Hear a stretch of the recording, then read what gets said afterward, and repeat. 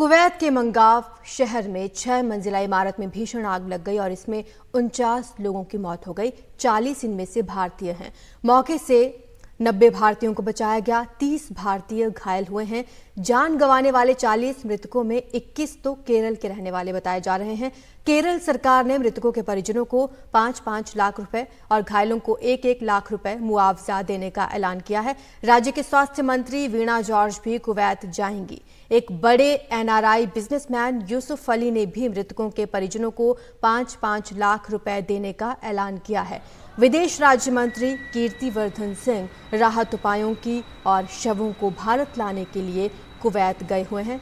कल प्रधानमंत्री मोदी ने इस बड़े हादसे पर समीक्षा बैठक की थी। पीएम राहत कोष से भी 2-2 लाख रुपए की मदद का मृतकों के परिवार वालों के लिए ऐलान किया गया है।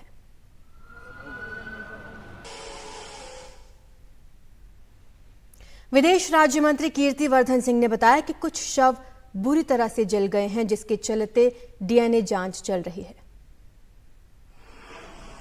The victims are mostly burn victims, and some of the bodies have been charred beyond recognition. So DNA test is underway to identify the victims, and Air Force plane is on the ready. And as soon as the bodies are identified, their kin will be informed. And our Air Force plane will bring the bodies back. The latest figures that we had last night, the casualty figures are around 48-49, out of which 42 or 43 are believed to be our countrymen Indians.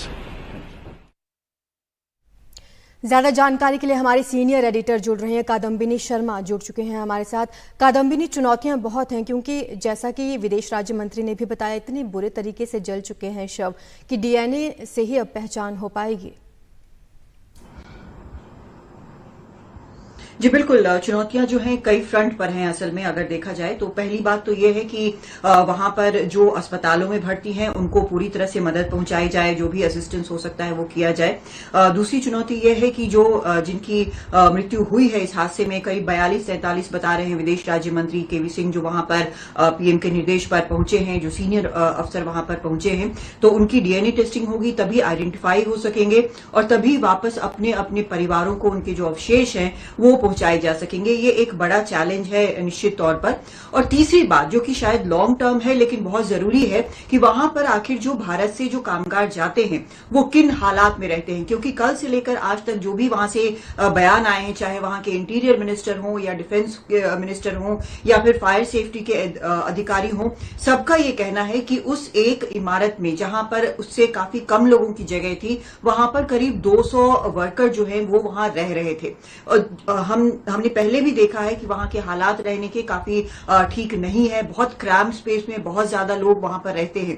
तो ये जो एक वहां के laws की भी अवहेलना हुई है, लेकिन यहां से भी ये देखना होगा कि जो कामगार यहां से जाते हैं आखिर किस स्थिति में रहते हैं। ये सरकार टू सरकार जो बातचीत है उसके जरिए ये तय हो पाएगा कि आखिर उनके रहने की स्थिति को कैसे बेहतर और सुरक्षित बनाया जाए। तो कई लेवल पे ये चैलेंज है, लेकिन अभी जो फौरी तौर पर जो सबसे बड़ी चुनौती है वो ये कि जो मृतक हैं उनके अवशेषों को कैसे सही तरीके से उनके परिवार वालों को पहुंचाया जाए, जो मदद हो उनको वो की जा सके। अभी भी कई जो वर्कर हैं वो अभी वहां पर अस्पतालों में मौजूद हैं, उनको देखा जा रहा है, उनकी मदद की कोशिश की जा रही है और जो इस मामले में जिनको भी दोषी पाया जाएगा उनको कड़ी सजा दी जाएगी, ऐसा कहा गया है। कुछ जो है वो अभी हाथ नहीं आए हैं, जो इस इमारत के लिए जिम्मेदार थे वो हाथ अभी नहीं आए हैं, उनको भी पकड़ने की तैयारी यहां पर चल रही है। तो निश्चित तौर पे एक बड़ी चुनौती है और इससे पार पाना बेहद